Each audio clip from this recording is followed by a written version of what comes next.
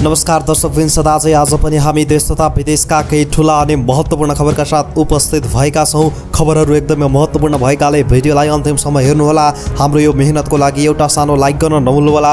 च्यानलमा नयाँ हुनुहुन्छ भने सब्सक्राइब गरेर सँगै रहेको घन्टीलाई दबाई अलमा प्रेस गर्न पनि नभुल्नुहोला। आउनुहोस् लागौँ पहिलो खबरतर्फ।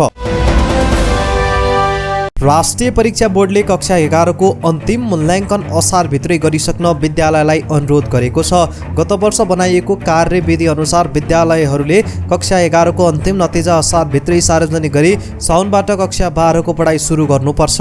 सोही अनुरूप असारभित्रै आन्तरिक मूल्याङ्कन गर्न बोर्डले विद्यालयलाई भनेको हो। हामीले गत साल कार्यविधि बनाएर कक्षा 11 को अन्तिम नतिजा असारभित्रै सार्वजनिक गर्नुपर्ने भनेका थियौँ, राष्ट्रिय परीक्षा बोर्डका अध्यक्ष प्राध्यापक डाक्टर चन्द्रमणि पौडेलले भने। अहिले पनि विद्यालयलाई सोही कार्यविधि अनुसार चल्न र साउनबाट कक्षा 12 को पढाइ सुरु गर्न भनेका हौँ।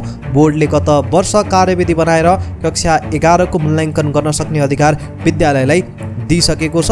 यता कक्षा 12 को परीक्षा भने भदौसम्ममा गरिसक्ने तयारी बोर्डले गरेको छ।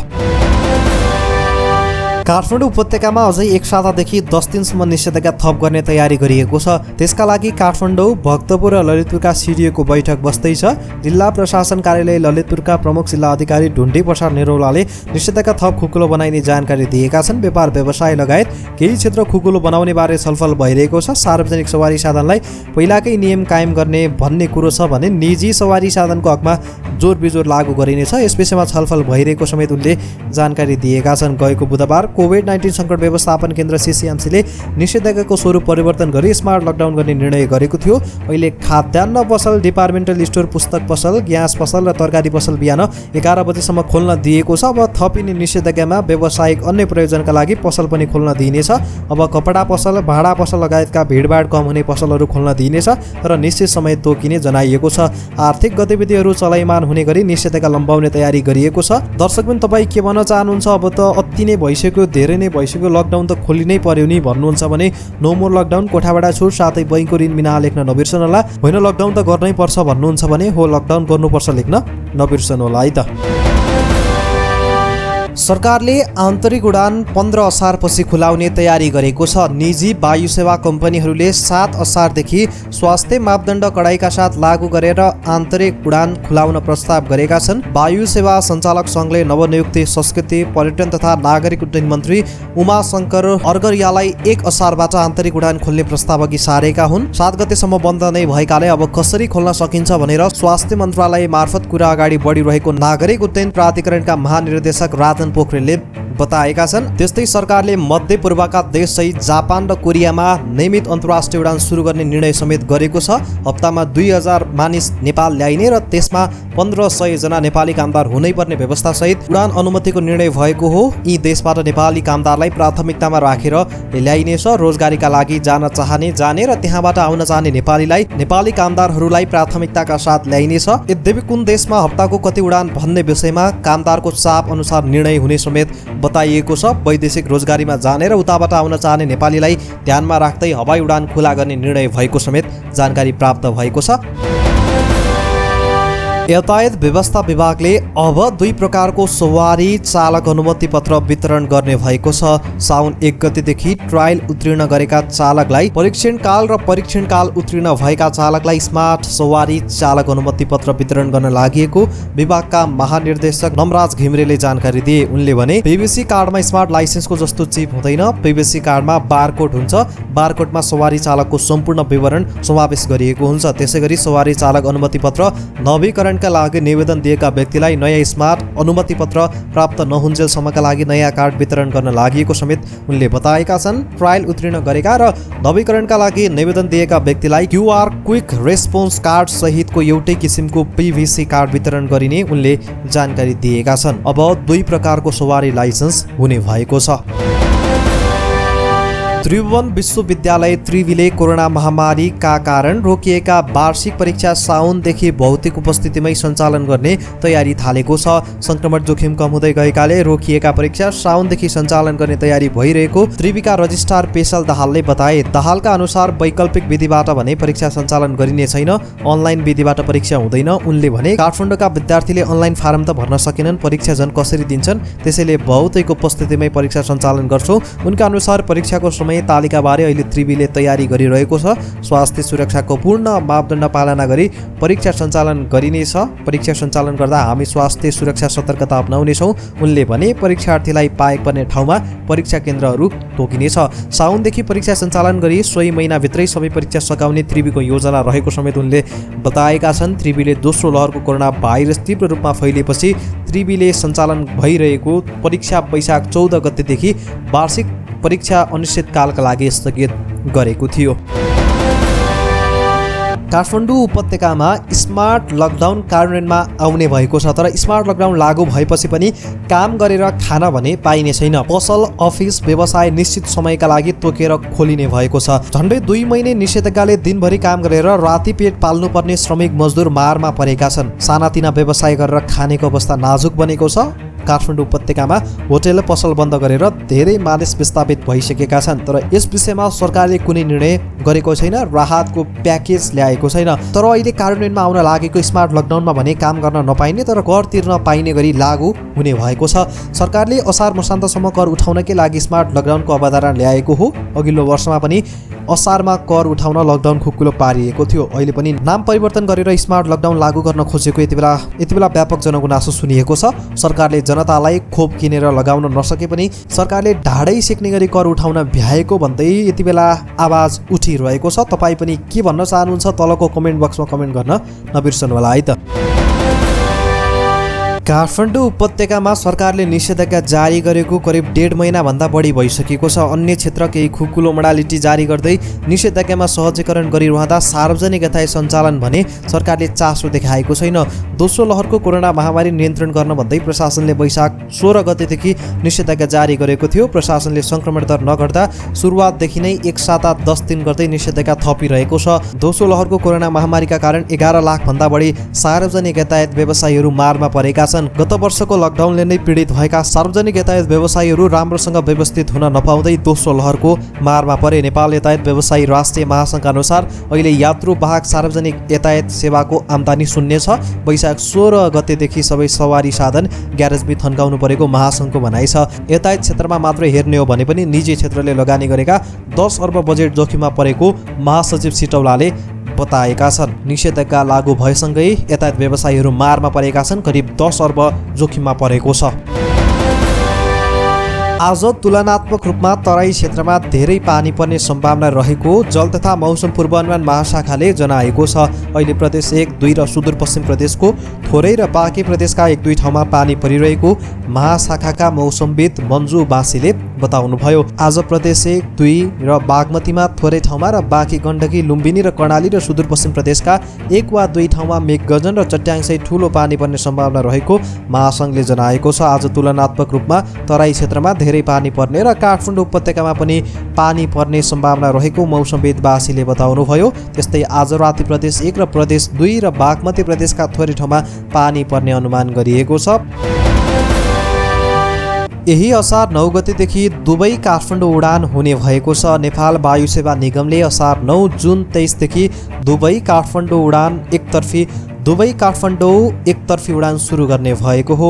निगमका अनुसार कोरोना भाइरस महामारी नियन्त्रणका लागि सरकारले गरेको निषेधाज्ञाका कारण दुबईमा रोकिएका श्रमिकलाई उद्धार गर्ने उद्देश्यले सरकारको निर्णय अनुसार उडान सुरु गर्न लागि हो।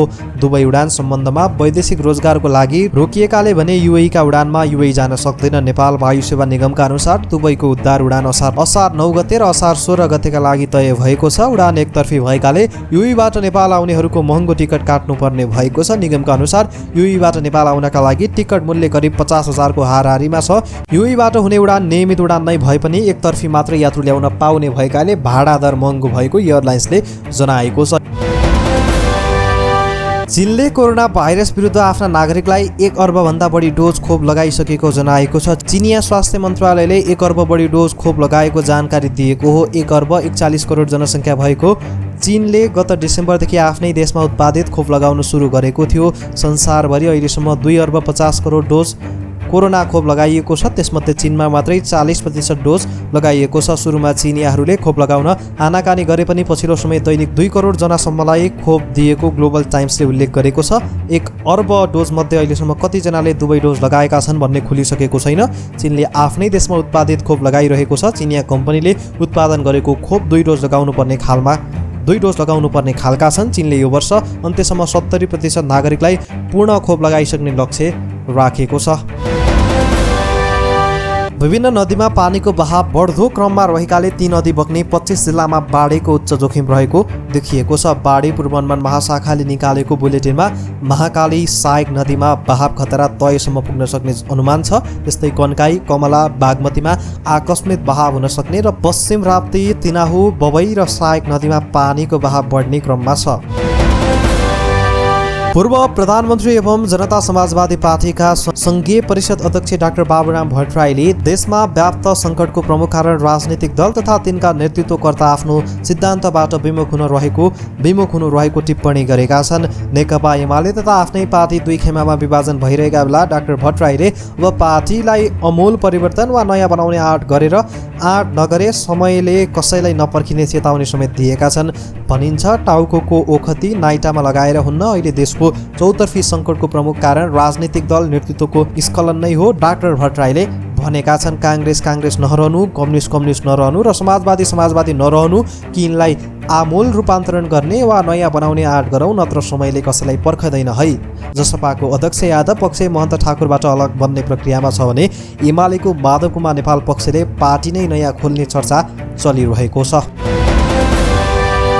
कोभिड-19 संक्रमणबाट बच्न सरकारले बारम्बार साबुन पानीले हात धुन, सेनिटाइजर, मास्क र पञ्चाको प्रयोग गर्न सूचित गराउँदै आएको छ। यी क्रियाकलापले कोरोना संक्रमण फैलनबाट रोक्ने धेरै हदसम्म मद्दत गर्ने अध्ययनले पनि देखाएको छ। तर साबुन, ह्यान्डवास र सेनिटाइजरको अत्याधिक प्रयोगले ह्यान्ड डर्माटाइटिस समस्या एकदमै बढी मात्रामा देखिने छाला तथा सौन्दर्य रोग विशेषज्ञ डाक्टर उमा क्याल बताउँछिन्। यस्तो वस्तुको निरन्तर प्रयोगले सुरुमा हातको छाला सुक्खा र फुस्रो हुने, त्यसपछि छालामा चिराहरू परेर अति जटिल अवस्थामा पुग्छ डाक्टर क्यानले भनिन्। यही चिराले घाउको रूप लिएर निकै दुख्ने, पाक्ने अवस्था समेत पुगेको पाइएको छ। हातको यो समस्यालाई चिकित्सक भाषामा इरिटेड कन्ट्र्याक्ट इर्माटाइटिस भनिन्छ। यस्ता जटिल समस्या आउन नदिन हात सुक्खा हुनबाट जोगाउन उनले सुझाइन्। कसरी बस्ने त? यसका लागि पटक पटक मोइस्चराइजिङ क्रिम प्रयोग गर्नुपर्छ। हात धोएपछि सँगै ग्लिसरिन, घिउकुमारी र युरिया मिसिएका क्रिमहरू लगाउने बानी गर्नुपर्छ उनले भनिन्। राति सुत्नु अघि भ्यासलिन, पेट्रोलियम जेली हातमा लगाएर सुत्ने हो भने ह्यान्ड डर्माटाइटिसबाट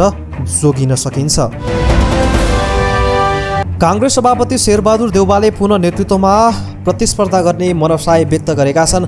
आफ्नो निवासमा निकटका केही नेतालाई बोलाएर उनले यसबारे अवगत गराएका हुन्। उनले प्रतिष्ठित अगुवा नेतासँग छलफल गर्ने र धारणा बुझ्ने अभियान सुरु गरेका छन्। त्यसक्रममा उनले पार्टीलाई एक ढिक्का बनाउन फेरि एकपटक नेतृत्व लिनुपर्ने अवस्था आएको बताएका थिए। बैठकमा सहभागी एक नेताले सभापति देउबाको भनाइ उद्धृत गर्दै भने फेरि नेतृत्व लिनुपर्ने स्थिति आयो, म फेरि लड्छु। उनले लोकतन्त्र र संविधान रक्षाका लागि यो अवस्था आएको बताएका थिए। प्रदेश 2 को छलफलमा उपसभापति विमलेन्द्र निधि, अनन्त ढुङ्गाना, जङ्गीलाल राय लगायतका नेता सहभागी थिए। सभापति देउबाले सातै प्रदेशका आफू निकट नेतासँग छलफल गर्ने भएका छन्। केन्द्रीय सदस्य ज्ञानेन्द्र बहादुर कार्कीले सभापति देउबाले आफू निकटसँग आन्तरिक छलफल गरेको जानकारी दिएका छन्।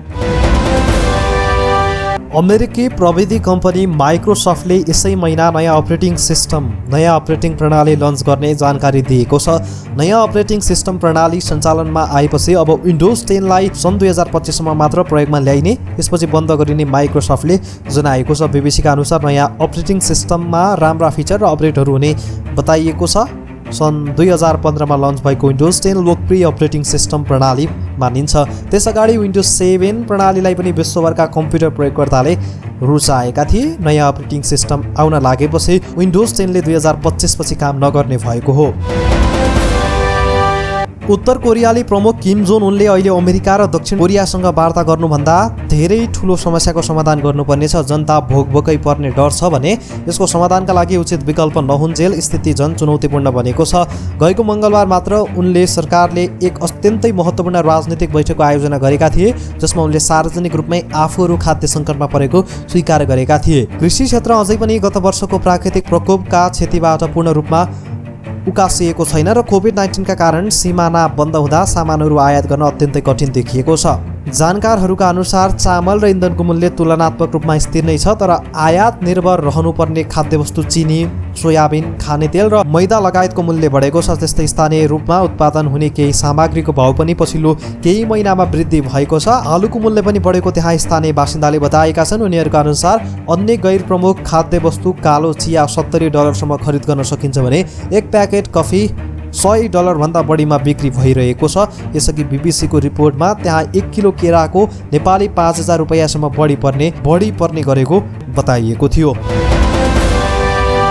सुनचाँदीको भाउ आज पनि घटेको छ। सुन आज तोलामा 800 रुपैयाँले घटेको हो। तोलाको 90,800 रुपैयाँमा कारोबार भएको सुन आज भाउ घटेर तोलाको 90,000मा कायम गरिएको नेपाल सुनचाँदी व्यवसायी महासङ्घले जनाएको छ। आज चाँदीको भाउ पनि 15 रुपैयाँले घटेको छ। तोलाको 1305 रुपैयाँमा कारोबार भएको चाँदी आज भाउ घटेर तोलाको 1290 रुपैयाँमा झरेको महासङ्घले जनाएको छ। दर्शकबिन, यिनै थिए आजका केही ठुला अनि महत्त्वपूर्ण खबरहरू। भोलि यही समयमा पुनः मुख्य समाचारका साथ फेरि पनि उपस्थित हुनेछौँ। आजको लागि हामीलाई बिदा दिनुहोस्। हस्त नमस्ते।